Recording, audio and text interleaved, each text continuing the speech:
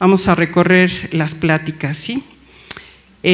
Nuestra siguiente ponencia de calcio y fósforo en la edad pediátrica la imparte el doctor Ricardo Muñoz. El doctor Muñoz tiene una amplia trayectoria en la nefropediatría.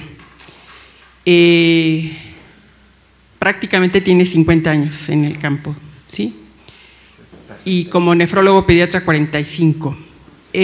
Tanto como pediatra como nefropediatra se formó en Estados Unidos y fue jefe de departamento de nefropediatría en el Centro Médico de Albany, Nueva York. Después fue médico adscrito y jefe del departamento de nefrología en el Hospital Infantil de México, por el cual estuvo casi 15 años como jefe. Ha sido presidente de asociaciones médicas, ahí mismo en el Hospital Infantil, en el IMIN y del Consejo Mexicano de Nefrología. Para mí es un honor presentar al doctor Ricardo Muñoz porque pues ya tiene unos meses que se jubiló del hospital, pero es muy activo y además es muy buen comunicador, como varios de nuestros ponentes. Ese es un don, ¿verdad? Entonces vamos a escuchar al doctor Muñoz, al cual le agradezco mucho su asistencia. Muchas gracias, Laurita, por la presentación en la cual descubriste mi edad. Gracias por la invitación, es un honor para mí estar con ustedes otra vez en este curso de Funatim. Voy a hablar de fisiología, del calcio y un poquito de fosfatos en la edad pediátrica. Quiero resaltar la diferencia tan tremenda que existe en la fisiología renal del niño comparada con el adulto. La niñez empieza en el momento de la concepción, un momento muy importante, y termina a los 21 años de edad, cuando se termina la adolescencia. Todos los procesos básicos fisiológicos terminan a esa edad. Calcificación de hueso. Claro, legalmente dicen que a los 18 años y no los dejan tomar cerveza, pero sí les dan un rifle para que vayan a matar gente a otros países. En fin, lo que voy a platicar es de fisiología. No me voy a meter en enfermedades o en alteraciones fisiológicas o alteraciones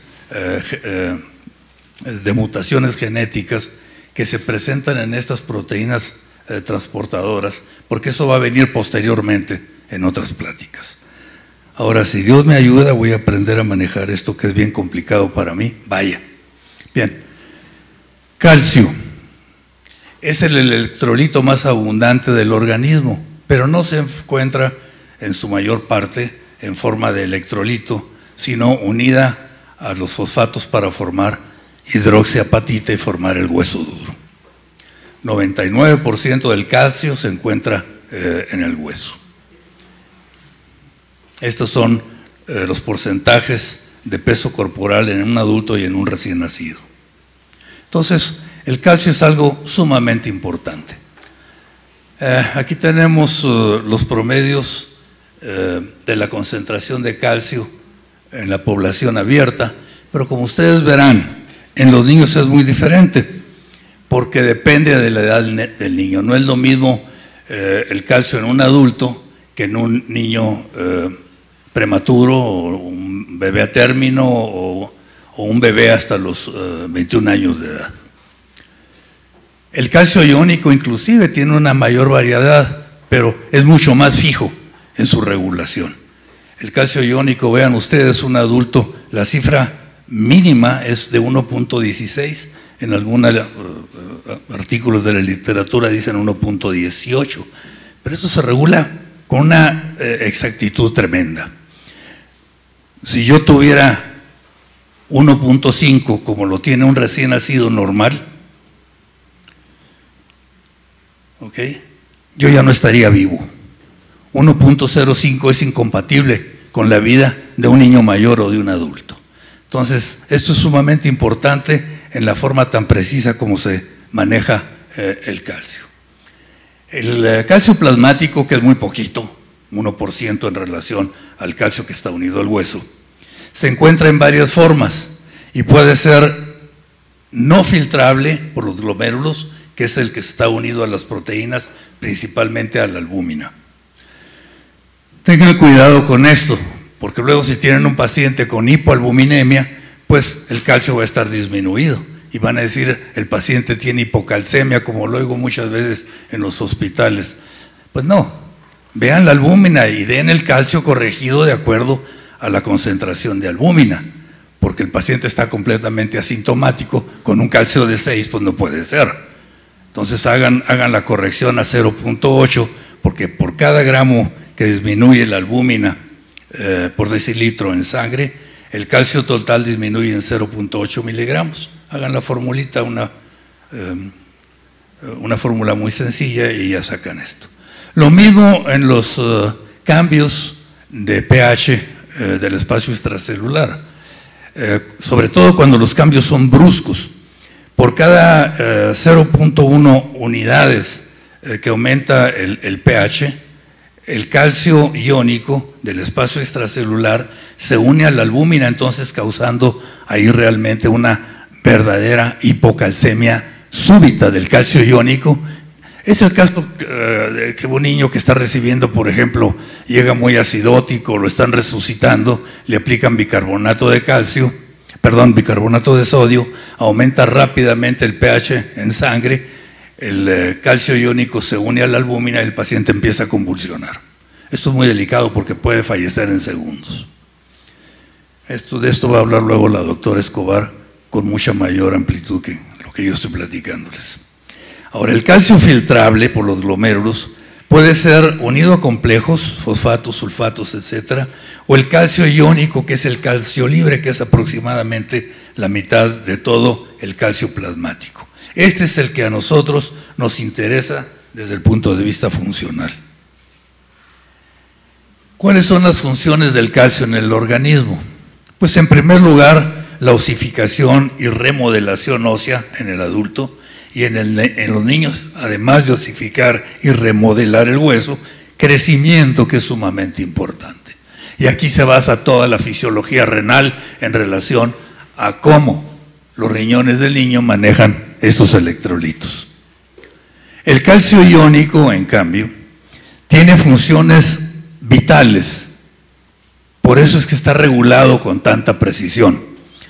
Es un mensajero intracelular secundario que va de la mano con el AMP cíclico, participa en la despolarización de la membrana celular, comunicación intercelular, reacciones enzimáticas, actividad eléctrica y transmisión neuronal, así como neuromuscular y cardiovascular. Ustedes se acuerdan en el electro cómo hay influjo de calcio, salida de sodio, cloro, agua y luego entrada otra vez del calcio, etc. Es sumamente importante. Cualquier falla, por más pequeña que sea en el calcio iónico, va a tener alteraciones pues, prácticamente en todas las funciones orgánicas. También participa en la síntesis y regulación de hormonas, en el sistema inmunológico, metabolismo prácticamente de todos los demás electrolitos y en la cascada de coagulación sanguínea. Además cruza la placenta, por lo tanto tiene actividad fetal. El bebé no inútero no regula su calcio, no regula sus electrolitos, es la placenta, es la madre la que está regulando todo. Al momento del pinzamiento del cordón umbilical vienen cambios fenomenales, es el momento más dramático que existe en la vida desde el punto de vista fisiológico. Ahora bien, de las dos funciones del calcio, que son hacer hueso y la otra todas las funciones del calcio iónico, la prioritaria es el calcio iónico, porque son las funciones tan importantes que mantienen la vida, son procesos vitales, que cualquier alteración en esto va a repercutir, el paciente muere en segundos. Por lo tanto, cuando hay una alteración del calcio iónico, vamos a suponer que el calcio, un niño con una insuficiencia renal crónica, suben los fosfatos, baja el calcio. ¿Qué es lo que interesa? ¿Mantener el hueso en buen estado de salud? Por supuesto que no. Hay que sacarle el calcio al hueso para mantener el calcio iónico. Es más importante mantener el calcio iónico que mantener el hueso sano, por lo tanto, estos niños prácticamente todos tienen raquitismo renal. No se asusten, está muy sencilla de entender. Nada más vamos a poner nuestros pensamientos en orden, vamos a ver la parte izquierda y luego la parte derecha. Miren, la medicina entre más complicada la ponen es más fácil de entender, estoy convencido de eso. Vean ustedes, primero la vitamina D y el calcio pues se van a absorber de la dieta que viene de todo lo que comemos. En los niños pues la dieta es muy diferente a la del adulto, los niños toman leche únicamente, sobre todo, bueno, el recién nacido. La vitamina D además la podemos conseguir asoleándonos por el ergocalciferol, todos los precursores de la vitamina D. Van a pasar al hígado, se hacen muchas transformaciones hasta llegar a estos precursores de vitamina D, que es la 24-25 hidroxi colecalciferol o vitamina D2, que va a pasar del hígado al riñón, donde se va a formar la 1,25 de hidroxi colecalciferol D3, que es la vitamina D3 activa. ¿Verdad o mentira?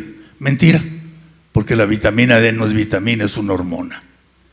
Pero en fin, así le pusieron vitamina y así la vamos a seguir manejando.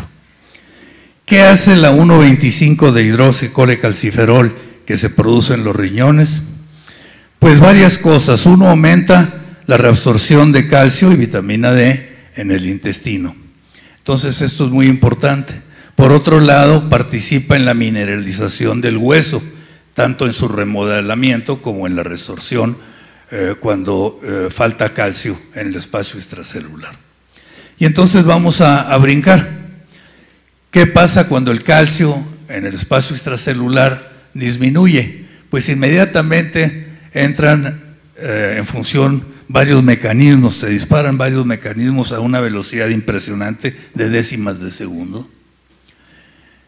Y aquí vemos que el sensor receptor de calcio, esta sustancia que se produce en las parótidas, principalmente en otros endotelios vasculares, etcétera, va a sentir que está disminuyendo el calcio iónico y le va a avisar a las glándulas paratiroideas que se encuentran embebidas en la tiroides y va a aumentar la producción de hormona paratiroidea o PTH, la cual va a aumentar la resorción ósea, va a sacar calcio del hueso para que el calcio disminuido en el espacio extracelular vuelva a tomar otra vez su nivel.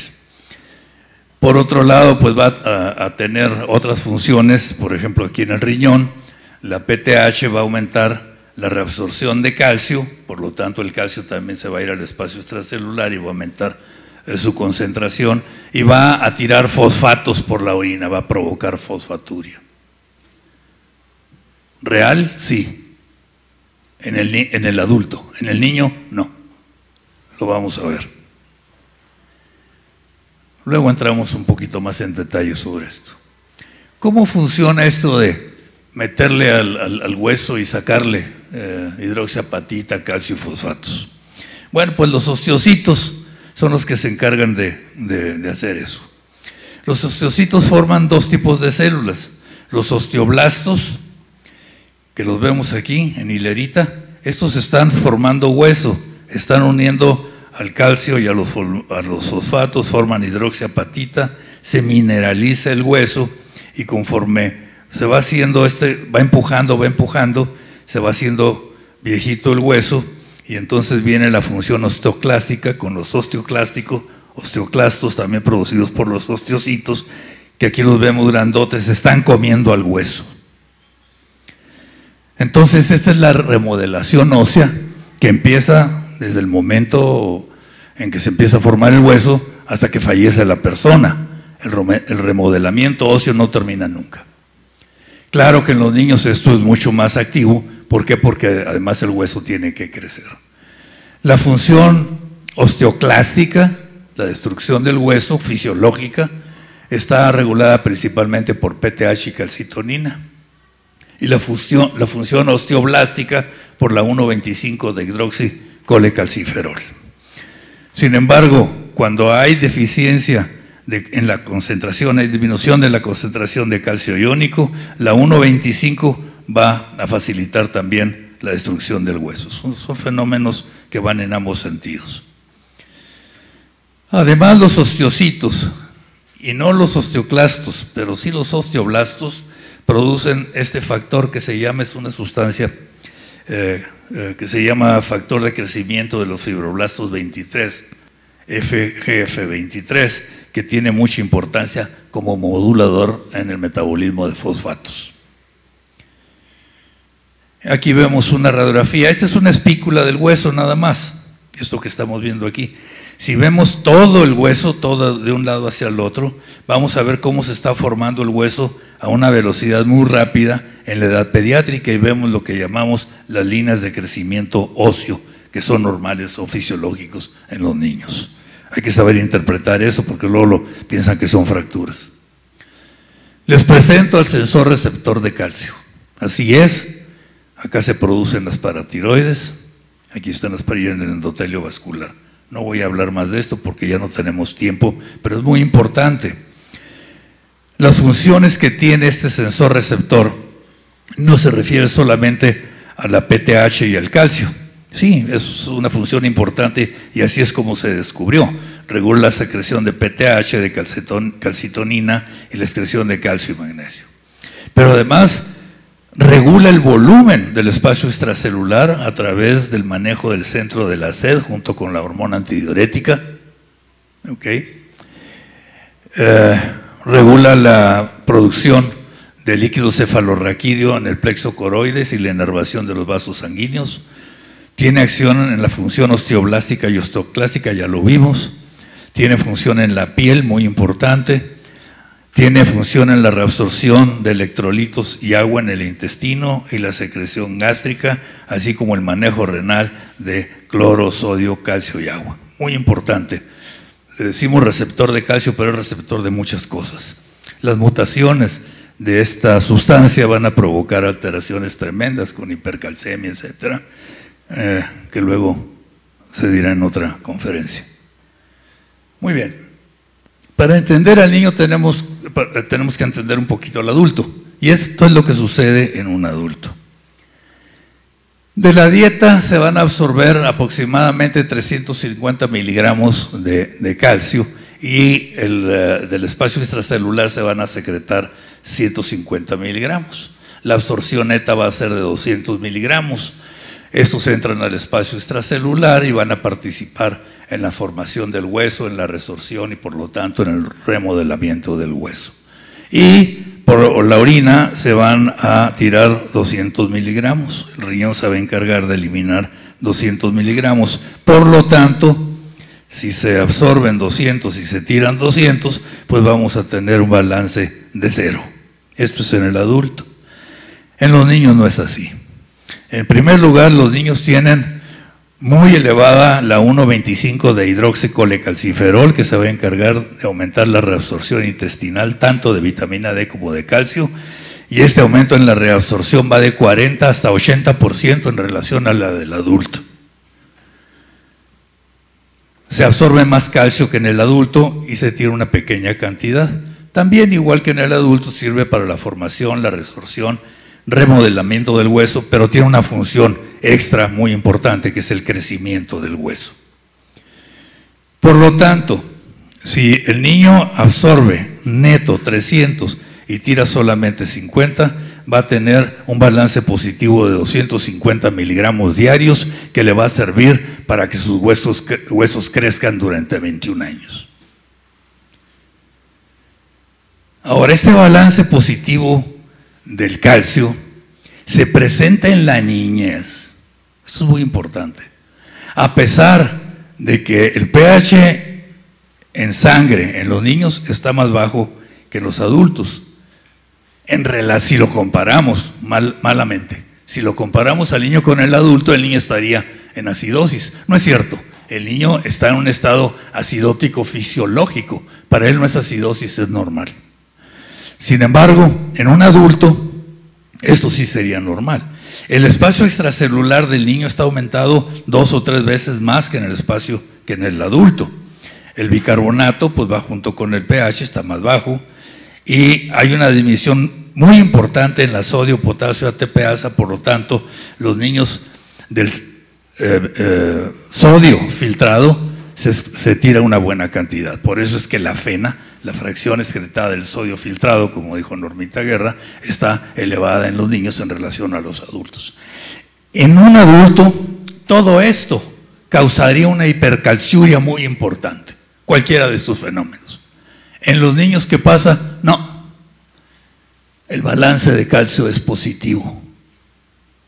Está haciendo todo lo contrario de lo que hace un adulto. Y dicen, es que la función del renal del niño es inmadura. Y voy a tratar de demostrarles que eso es mentira. Ya llegaremos. Aquí vemos el transporte glomérulo-tubular de calcio. 65 a 70% se va a absorber en el túbulo proximal, 20% en la rama gruesa ascendente de Henle, más o menos 10% acá en el túbulo distal y ya muy poquito en el túbulo colector. Sin embargo, vemos en esta gráfica que la gran cantidad se va a reabsorber aquí, pero esto es reabsorción obligatoria de todo lo que se filtró por acá, que si no se recupera el organismo lo va a perder por la orina. El manejo fino de la reabsorción de calcio se maneja acá abajo. Y esto es para mantener el calcio iónico dentro de cifras normales. Y me pueden decir, bueno, es que acá nada más 1.3, 1.5. Sí, pero eso es suficiente para mantener la homeostasis del calcio iónico. Vamos por fin, vamos a entrar a lo que me pidieron, vamos a hablar de riñones. Fuera de la célula, de todas las células, incluyendo la del riñón, la concentración de calcio es mucho más elevada. Estoy hablando del calcio iónico, como ven aquí, 1.3 a 1.6 son promedios milimoles por litro en el niño. En la fase activa, pues esto se va muy arriba. En el calcio del espacio extracelular es mucho mayor que en el calcio del espacio intracelular. Muy baja la concentración. Y el poco calcio que se encuentra en el citoplasma de las células, incluyendo las células tubulares, se encuentra adherido a la membrana celular en la parte de adentro de ahorita lo vamos a ver en un dibujito.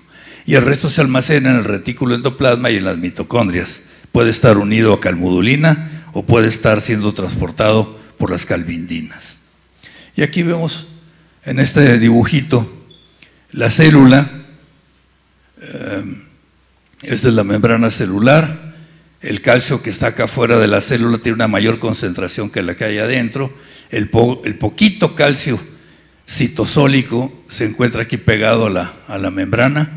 El resto se va a encontrar o en la calmodulina, que está manejada por la 1,25 de hidroxicolecalciferol, o va a estar unida a estas proteínas transportadoras que se llaman calvindinas, que van a transportar al calcio de un lado para otro. Las calvindinas lo van a traer al retículo endoplásmico, donde por acción de la bomba de calcio se va a meter aquí, ahí se va a almacenar, lo mismo que las mitocondrias. Esto es un poquito más complicado, participan otras sustancias transportadoras de membrana, etcétera. Un poquito más complejo que el dibujito que les presenté. Está supeditado al TRPC, transportadores de membrana, al inositol trifosfato, que es todo un sistema de reabsorción, y al diacilglicerol. No me voy a meter mucho en esto. Bien, ya mencionó Normita hace un momento que el transporte en las células tubulares renales puede ser entre células por vía paracelular o a través de la célula por vía transcelular. En general, el transporte paracelular es pasivo y se lleva a cabo por difusión osmótica, que le llamamos convección, o puede ser una difusión por diferencia de gradiente eléctrico, como sucede en el túbulo contorneado proximal, o la diferencia de potencial transepitelial como sucede en el asa de Henle. El transporte transcelular, requiere, en primer lugar, pues que el calcio entre a la célula en forma pasiva a través de la membrana apical o luminal, que sea transportado el calcio a través de las calvininas hasta llegar a la membrana vasolateral para ser reabsorbido. Y esto se hace por un transporte activo, principalmente por la bomba de calcio o calcio ATPasa, calcio adenosina trifosfatasa, o por otra sustancia que es un intercambiador de sodio por calcio. Aquí está acoplado la reabsorción de calcio a la reabsorción de sodio. Bien, esto que también se ve muy complicado no es así. Vamos a verlo. Este es un dibujito de una sección de túbulo proximal de S2 y de túbulo distal, en donde realmente ocurren las cosas casi en forma muy parecida. Aquí la reabsorción de calcio del lumen hacia la célula ocurre por diferencia de gradiente de concentración y también por la diferencia de potencial de membrana. Esto está originado por esta sustancia transportadora muy importante que también ya nombró Normita, que es la sodio-potasio ATPasa o bomba de sodio-potasio, porque esta es la que va a provocar los gradientes de potencial y gradiente de concentración. Al llegar el calcio acá, ya se encuentra en dificultad, porque el gradiente es contrario al paso de calcio al interior del organismo, al espacio extracelular, aquí representado por la sangre. Entonces van a necesitar de bombas activas con gasto calórico, y tenemos que son principalmente dos: la calcio-potasio ATPasa, la bomba de calcio, y la calcio-sodio. Estos están regulados por PTH y por AMP cíclico. Acá en el túbulo distal tenemos también sustancias transportadoras que se llaman canales epiteliales de calcio y están regulados por la calcitonina, pero tenemos que ya en la reabsorción vasolateral va a ser exactamente igual que en el túbulo proximal. La rama ascendente gruesa de Henle yo le llamo el nudo fisiológico. Ahí suceden muchas cosas. Se reabsorbe sodio, cloro, potasio, agua, amoníaco, todo lo que ustedes quieran menos agua, porque es una de las pocas membranas impermeables al agua que existe en la naturaleza. Pero está muy complicado. Entonces, para que luego no me estén criticando, les hice un dibujito más facilito que incluye nada más al calcio. Entonces, aquí vemos, ya se había nombrado, el cotransportador sodio-potasio 2 cloros, que va a tener una reabsorción de estos elementos muy activa, y por la sodio-potasio ATPasa, que también se presenta acá, va a haber el intercambio de sodio por potasio. El potasio que sobra mucho en la célula, porque entra por acá y entra por acá, va a salir por los canales ROMK. Así les dicen, no sé por qué, son cosas de los gringos. En inglés esto quiere decir rat, outer, medulla, potassium channel. O sea, ROM. Pues, si lo hubiéramos descubierto en México, le hubiéramos puesto la sustancia metedora y la sacadora de potasio y se acabó el lío. Pero tuvieron que hacer algo complicado. Bien, ustedes verán que aquí a este nivel el calcio no tiene reabsorción transcelular que conozcamos. Todo es por reabsorción paracelular a través de las hendiduras estrechas y lo hace acoplado al calcio. Ahora, en este segmento lo hace por la presencia de unas sustancias transportadoras que se llaman claudinas, la 13, 16 y 14, que van a facilitar este paso, que además está facilitado por los cambios de potencial de membrana, etcétera, acá dentro de la célula. A su vez, las claudinas están reguladas por el sensor receptor de calcio, que tiene diferentes microRNAs. Unos facilitan la producción y la función de las claudinas y otros lo inhiben, dependiendo de cómo el sensor receptor de calcio mide el calcio del espacio extracelular. Esto es fenomenal. Pero en fin, las claudinas se encuentran en prácticamente en toda la nefrona, túbulo proximal, en todos lados, pero para calcio nada más se conoce en este lugar. En los otros sitios, túbulo proximal, distal, etcétera, están más bien relacionadas con sodio, con resorción de sodio, cloro, agua, y están supeditados también a otros procesos.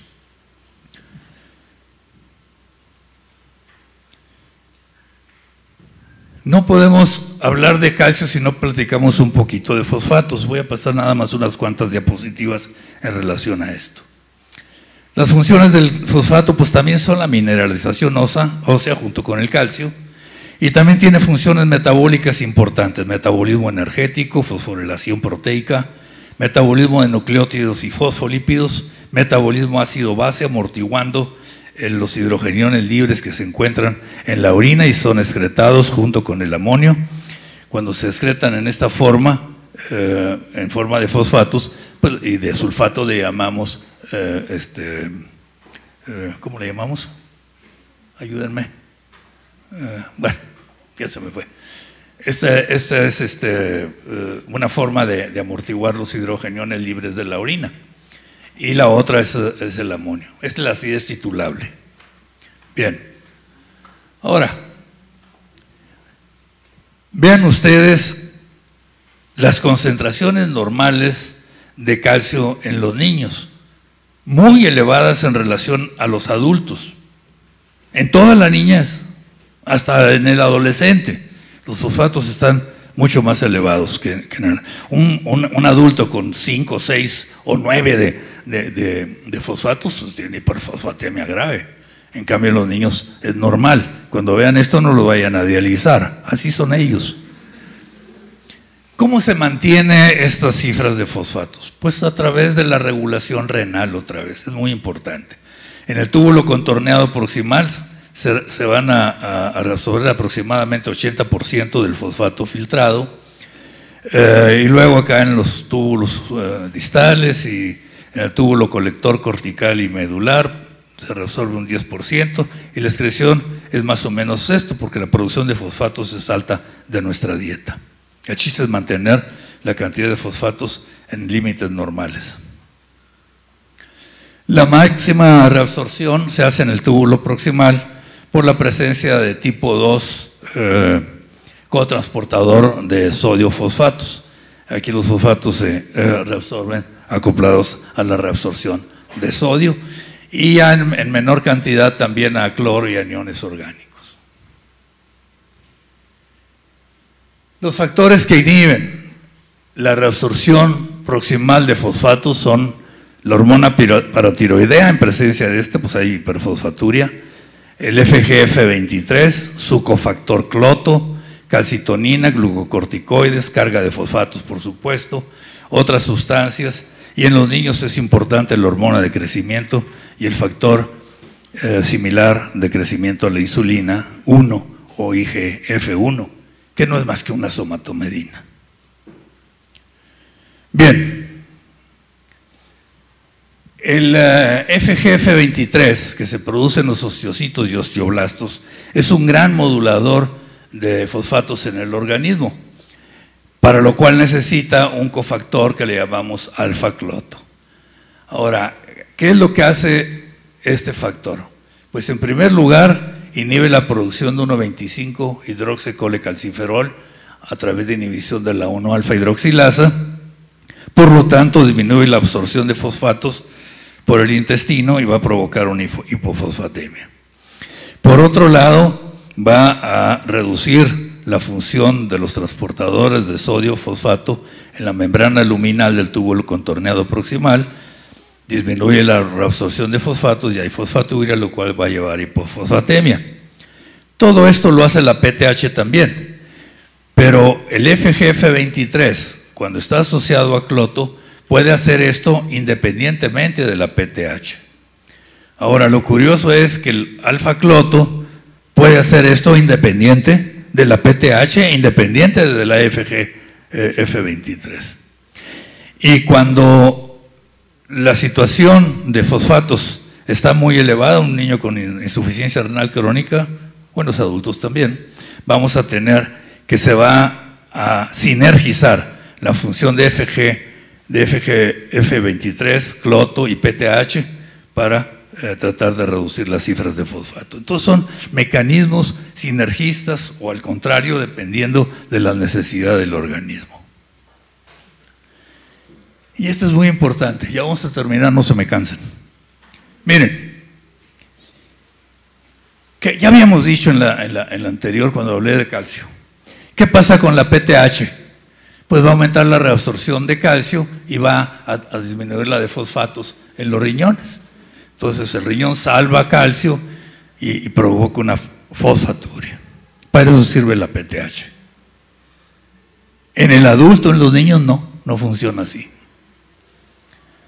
Vean ustedes, se han hecho estudios en muchos mamíferos, esto se hizo en cuyos, y vean ustedes que la reabsorción de fosfatos en el adulto está mucho más baja que en el niño.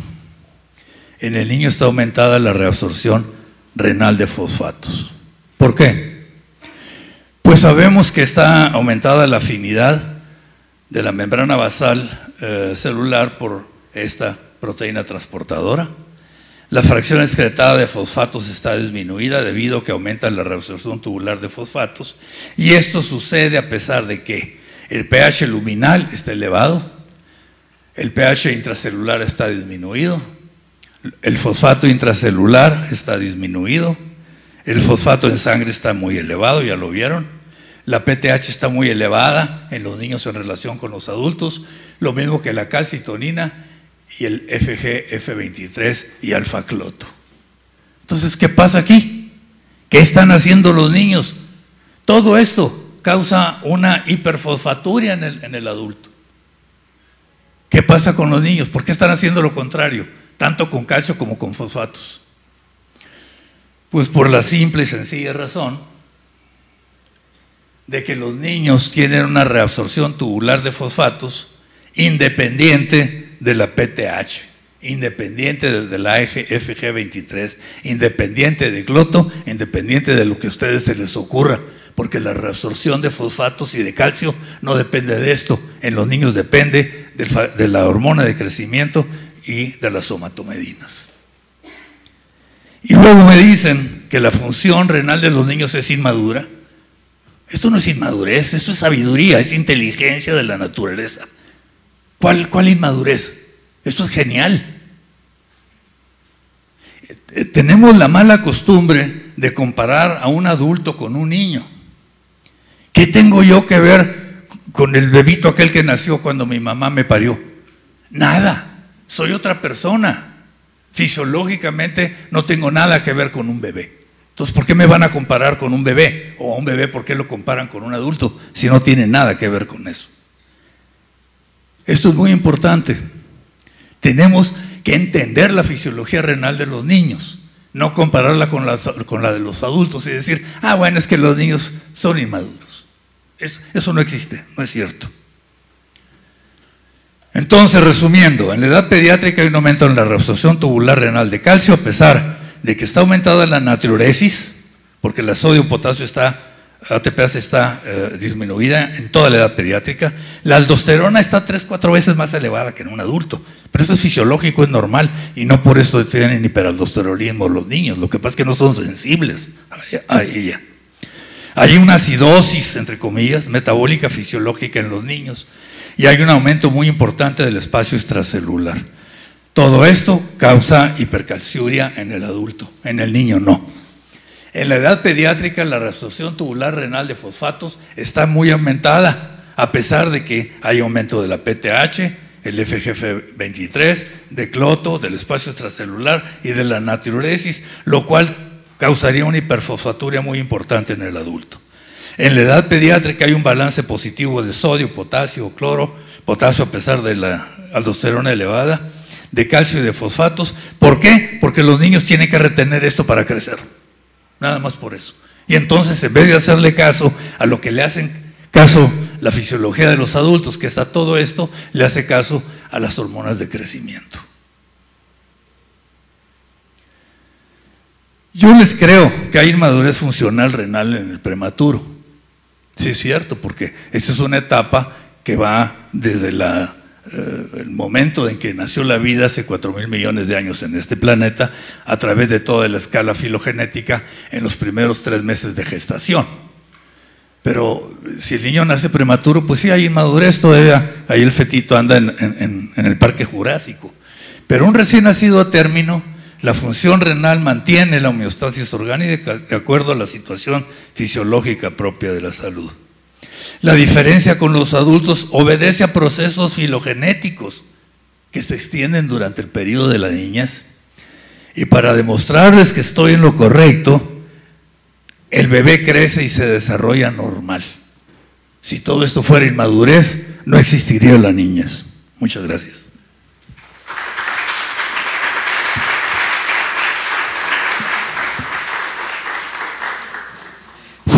¿Tenemos preguntas? A ver. Doctor, efectivamente, precisar en qué momento el organismo fisiológico del niño ya es un organismo fisiológico del adulto es un tiempo difícil porque depende de la individualidad y de la genética de cada quien. Sin embargo, ¿cree que pueda servir de punto de referencia? En las mujeres es muy sencillo porque tenemos una menarca establecida y sabemos que 2 años posteriores al inicio de la menarca, la fisiología completa de los ciclos de las hormonas sexuales van a terminar de regular todos nuestros órganos. En el hombre un poco más difícil porque hay que hacerlo clínicamente en el sentido de vigilar el Tanner y ver en qué punto llegan al Tanner 5 y de ahí contar los 2 años de autorregulación. Pero creo que sí se puede en algún momento decir entre 2, quizás máximo 3 años después de que se inicia en las niñas la menarca, en los niños el Tanner púbico 5, establecer que ya tenemos una fisiología más de adultos. Estamos hablando, varía mucho, por supuesto, ya ve que las edades van, por eso tenemos los pediatras una edad tan extendida de madurez hasta los 18, 21. Es correcto, doctora. Más que establecerlo con procesos sexuales muy específicos, está con la edad y todo depende de cuál función renal. Por ejemplo, la filtración glomerular ya es normal a los 3 años de edad, pero todas las funciones tubulares no es así, son muy variables y depende de la edad. Unas ya llegan a tener la madurez de un adulto en la adolescencia, otros no, hasta que cumplen los 21 años. Los huesos terminan de osificarse, no de cerrarse con cartílago, no, las suturas a los 24 años. En realidad, a los 21 ya la gran mayoría de la población ya está osificado a los 21 años, que es cuando terminan las niñas, incluyendo la adolescencia. Pero entonces esto es variable dependiendo de cada una de las funciones. Hola doctor, mucho gusto. Mi nombre es Claudia Cardoso y soy nutrióloga. Mi duda es, en una ocasión me llegó un paciente al que le habían diagnosticado mal acidosis tubular renal y le empezaron a dar el tratamiento con inyecciones de hormona de crecimiento.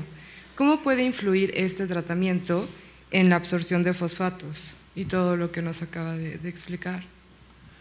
Pues en realidad lo que influye es en el bolsillo de los papás, porque la hormona de crecimiento cuesta $10,000 al año. Entonces es inútil.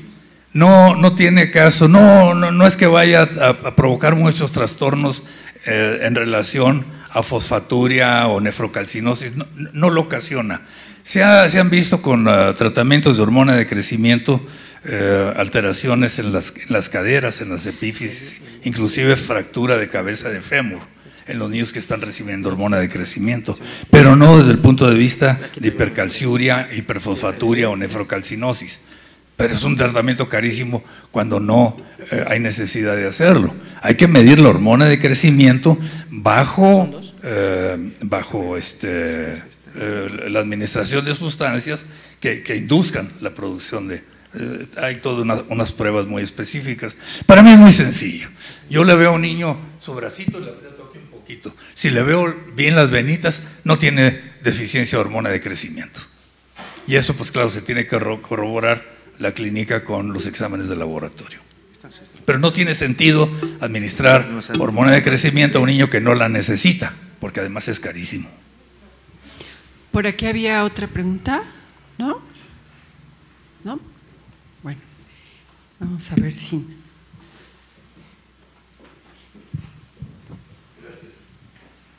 Muchas gracias, Ricardo. Un aplauso.